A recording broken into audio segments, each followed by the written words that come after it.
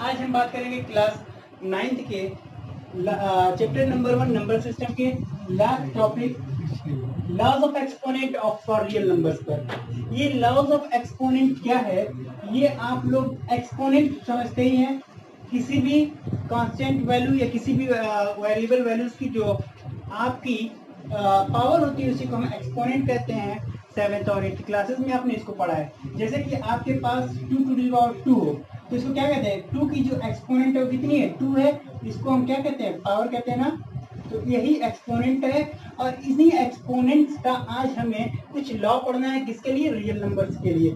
तो देखते हैं कुछ एक्सपोनेंट का इस एक्सपोनेंट पे अप्लाई होने वाले ऑपरेशन लॉज क्या कहते हैं। जैसे कि आपके पास एक रियल नंबर a है, इसकी पावर m है, ठीक है ना। और अगला रियल नंबर a है और उसकी पावर n है, एक्सपोनेंट n है। तो ऐसे एक्सपोनेंट, ऐसे एक्सप्रेशंस को, ऐसे रियल नंबर्स को हम सॉल्व कैसे करते हैं? तो देखिए, इसके लिए आपके पास जो फॉर्मूला है वो ये है कि if the base is same then the powers are added. जब आपकी बेस सेम हो तो आपकी जो पावर होती है वो ऐड हो जाती है। जैसे कि बेस सेम है हमारा a दोनों जगह, तो a टू द पावर जो आपका बेस सॉरी जो एक्सपोनेंट हो जाएगा वो क्या हो जाएगा? m plus n। तो इस तरीके से आप कह सकते हैं कि आपका जो एक्सपोनेंट का जो पहला फॉर्मूला है वो a to the power m और a to the power n, जहां पर दोनों बेस सेम होने की वजह से दोनों के दोनों आपके एक्सपोनेंट आपकी पावर ऐड हो गए हैं। इसी तरीके से आप ये याद रखिएगा, यहाँ पर ये साइन बीच में आना चाहिए, वो मल्टीप्लाई का होना चाहिए। ऐसा नहीं कि आपके पास a to the power m हो plus a to the power n हो तो ये भी ऐड होकर के a to the power m plus n हो जाएंगे। ये आपका गलत हो जाएगा। क्यों? क्योंकि यहाँ बीच में ये टर्म डिवाइडेड साइन पॉजिटिव लगा हुआ है। अगर हमारे पास सिर्फ डॉट या मल्टीप्लाई लगा होगा, मतलब ये दोनों टर्म अगर मल्टीप्लिकेशन में होंगे तब हम अपने पावर्स को क्या करेंगे? ऐड करेंगे, अदरवाइज ऐड नहीं करेंगे। हाँ, अगर अब बात ये आती है कि एडिशन कब करेंगे और माइनस कब करेंगे, तो देखिए माइनस कब करते हैं? जब हमारी बेस सेम हो, हमारी बेस सेम हो मगर ये दोनों बेस हमारे अब मल्टीप्लिकेशन के साथ ना होकर के क्या हो? डिवीजन में हो। तो इस कंडीशन में हम क्या करते हैं? बेस तो हमारा सेम रहेगा, एक्सपोनेंट्स क्या हो जाएंगे? सब्ट्रैक्ट हो जाएंगे। क्यों? क्योंकि इसका फॉर्मूला ये कहता है कि जब आप इस तरीके के नंबर को 1 अपॉन a हो तो इसको क्या लिखते हैं? सॉल्व करके a ऊपर जाता है, a इनवर्स बन जाता है ना। तो अब देखिए इस चीज को ध्यान से, इसका हम कह रहे हैं कि a to the power m है और a to the power n है। तो जब a to the power n ऊपर जाएगा तो ये डॉट में क्या हो जाएगा? माइनस m हो जाएगा। अब देखिए बेस सेम होगी तो ये दोनों ऐड होंगी, जैसे ही ऐड होंगी तो क्या होगा? a to the power m plus minus n। Solve करेंगे तो क्या आएगा? a to the power m minus n। इस तरीके से आपका ये एक्सपोनेंट का फॉर्मूला आपको ये समझ में आया होगा कि एक्सपोनेंट के दोनों फॉर्मूले आपके क्या कहते हैं। अब बात आती है, ओके स्टूडेंट्स, अब इसके आगे बात ये है कि जब हमारा बेस सेम था तो पावर्स ऐड हुई। अब देखिए, अगर आपका बेस सेम ना होकर के, जैसे कि आपका बेस इस बार एक बेस a है और दूसरा बेस b है, ठीक है ना, और इसकी पावर आप ले लीजिए कुछ भी, जैसे कि हम ले लेते हैं x और इसकी पावर ले लेते हैं हम y, ठीक है ना। तो आप जैसे ये देखते हैं कि आपके एक बेस की पावर x और दूसरे भी बेस की पावर x हो, दोनों इस बार आपको एक्सपोनेंट सेम लेना है, पावर सेम लेना है, बस बेस डिफरेंस लेना है। पिछली वाले कंडीशन में क्या था? आपका बेस सेम था, पावर डिफरेंस थी। तो पावर डिफरेंस थी, मल्टीप्लिकेशन के साइन के साथ वो ऐड हुई और डिवीजन साइन के साथ वो सब्ट्रैक्ट हुई। इस बार कंडीशन क्या है कि अगर आपका बेस डिफरेंस है मगर पावर सेम है तो इस कंडीशन में आप क्या करेंगे कि दोनों बेस का मल्टीप्लिकेशन कर देंगे और पावर को एक साथ लिख देंगे। इसका एग्जांपल समझ लीजिए, जैसे आपके पास 2 टू दी पावर 3 हो और 5 टू दी पावर 3 हो तो आप क्या करेंगे? 2 इंटू 5 टू दी पावर 3 करेंगे तो 2 5 से 10 टू दी पावर 3 करेंगे, आंसर आएगा आपका 1000। ये आपका एक एग्जांपल है। आगे बढ़ते हैं और आगे बढ़ेंगे इस तरीके से कि अगर आपके पास एक अगला एग्जांपल इस तरीके से ले लेते हैं कि a to the power p और उसकी भी पावर आपकी q है। मतलब क्या है, इसका एग्जांपल हम बता दें आपको। जैसे कि आपके पास बेस है 3, इसकी पावर 2 और इसकी भी पावर 3 है। इस तरीके का ये एग्जांपल है। तो अगर आपके किसी भी बेस की दो पावर्स हो तो दोनों पावर का जो रिलेशन हो जाएगा सॉल्व करने के बाद, ये ला ये कहता है कि बेस लिखने के बाद दोनों पावर्स का हम मल्टीप्लीकेशन कर देंगे। पढ़े हुए हैं आप ऑलरेडी। इसका एग्जांपल समझ लीजिए क्या कह रहा है, 3 टू द पावर 2 into 3, तो क्या लेगा 3 टू द पावर 2 3 6। इसको सॉल्व कर लेंगे, जो भी आंसर आएगा ये आपका लॉ कहता है। तो आपने कितना लॉ पढ़ा, 4। ये चारों लॉ पढ़ने के बाद आप के बहुत सारे क्वेश्चन 1.6 के आसानी से सॉल्व हो जाएंगे। आगे आते हैं, कुछ आपको ट्रिक बताते हैं और आगे 1.6 को सॉल्व कराते हैं। जैसे कि 1.6 का पहला क्वेश्चन कह रहा है कि इसको क्या करना है हमें। हाँ स्टूडेंट्स, हमसे ये कह रहा है कि यहाँ पर हमें वैल्यू को फाइंड करनी है इन दोनों क्वेश्चंस में, ठीक है ना। क्वेश्चन नंबर 1 में और क्वेश्चन नंबर 2 में। देखिए पहला जो क्वेश्चन है हमारा क्या है, 64 टू द पावर 1/2। अब हमें इस तरीके के क्वेश्चन को सॉल्व करने के लिए पहला काम तो ये है कि आप अपने गिवन बेस का फैक्टराइजेशन कर दें, प्राइम फैक्टराइजेशन, प्राइम फैक्टर उसका निकाल दें। देखिए हम इसको प्राइम फैक्टराइजेशन कर रहे हैं तो कितना आ रहा है, 232 64 2 16 2 8 2 4 2 2 2 1। अब देखिए आपके पास जो प्राइम फैक्टराइजेशन किए हैं तो आपका उसमें प्राइम फैक्टर सिर्फ 2 आ रहा है, कितनी टाइम, 6 टाइम। तो अब आप बताइए क्या आप 64 को 2 multiply by 2 multiply by 2 multiply by 2 multiply by 2 लिख सकते हैं ना, बिल्कुल लिख सकते हैं 6 टाइम मल्टीप्लाई करके, या आप इसको ऐसे भी तो लिख सकते हैं 2 टू द पावर 6। अब देखिए आपका बेस जो था उसको आपने कन्वर्ट कर दिया किस फॉर्म में, ध्यान दीजिएगा, आपने उसको कन्वर्ट किया 2 टू द पावर 6 के फॉर्म में, और इसकी भी बेस क्या है, इसकी भी पावर क्या है 1/2, ठीक है।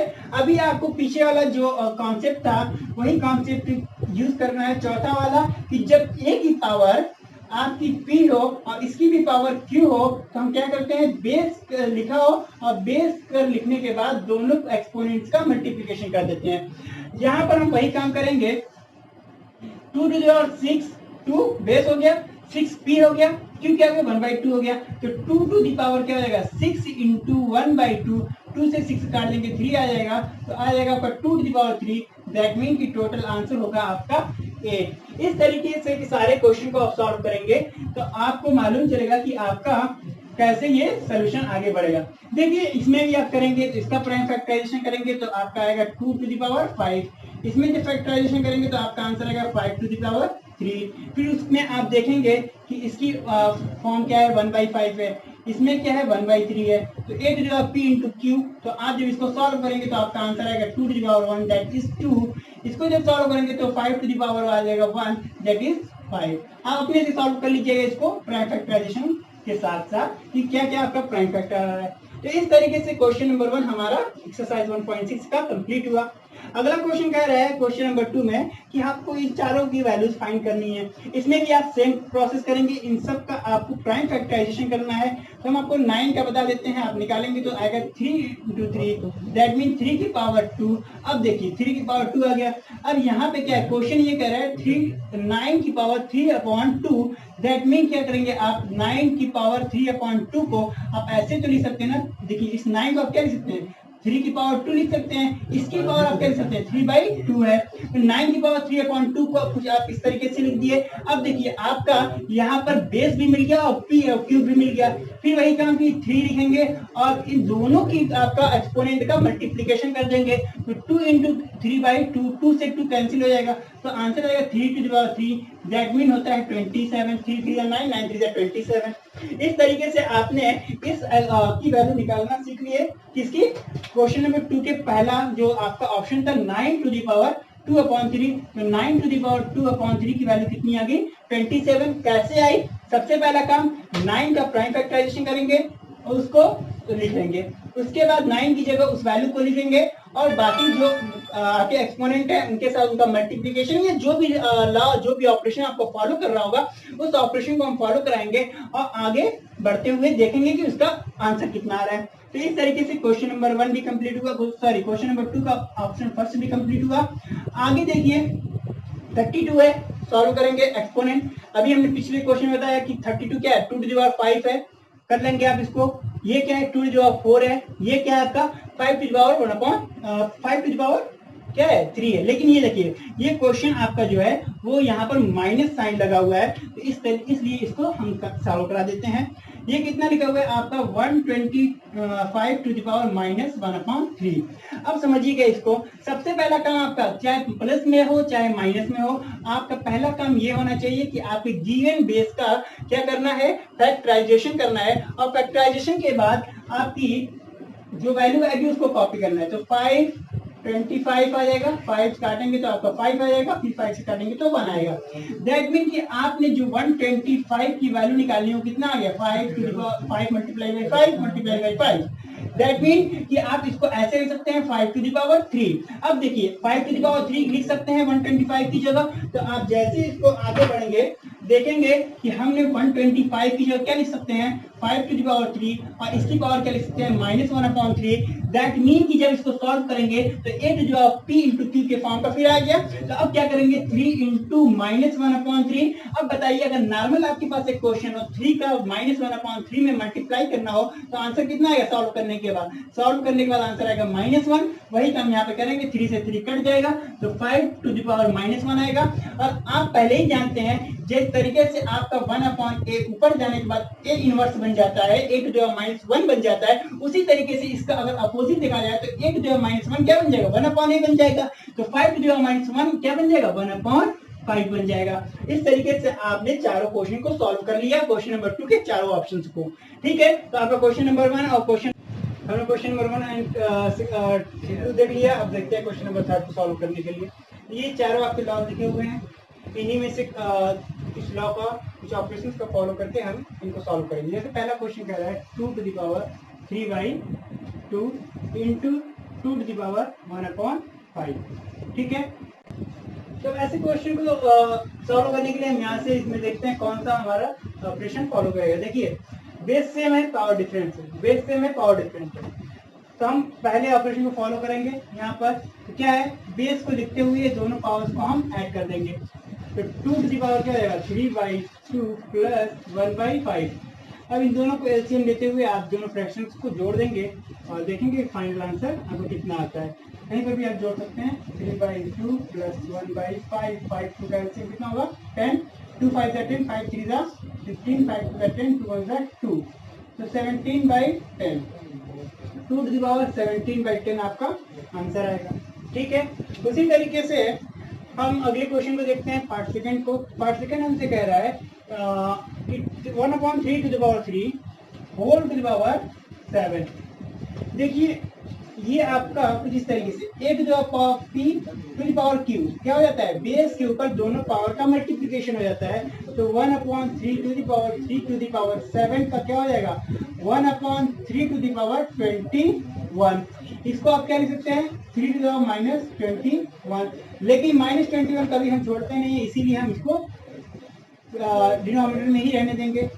इसका दूसरा तरीका क्या है सॉल्व करने का, 3 टू द पावर -3 कर लेंगे ऊपर ले चल के, 7 बाहर रहेगा, -3 और 7 का मल्टीप्लिकेशन करेंगे हमें जो मिलेगा क्या होगा 3 टू द पावर -21। इसको फिर हम बाद में ले जाकर के नीचे चेंज कर देंगे, प्लस में हो जाएगा। कैसे, क्योंकि आपने 1/a क्या पढ़ा है, a की पावर -1 पढ़ा है, उसी को हमने यूज करते हुए इसको लिखा है। ठीक है, क्वेश्चन नंबर 3 का third part 11 to the power 1/2 upon 11 to the power 1/4। इसको आप फॉलो कराएंगे a to the power m minus a to the power n। उसके बाद अगले क्वेश्चन में आपका बेस डिफरेंस हो गया और आपकी पावर क्या हो गई सेम हो गई। तो आप थर्ड क्वेश्चन के लिए थर्ड ऑपरेशन को और फोर्थ क्वेश्चन के लिए फोर्थ ऑपरेशन को यूज करते हुए क्वेश्चन सॉल्व करेंगे। ओके, तो इस तरीके से आपकी 1.6 एक्सरसाइज कंप्लीट हुई। अब आते हैं एक दो क्वेश्चन है आपकी एक्सरसाइज में।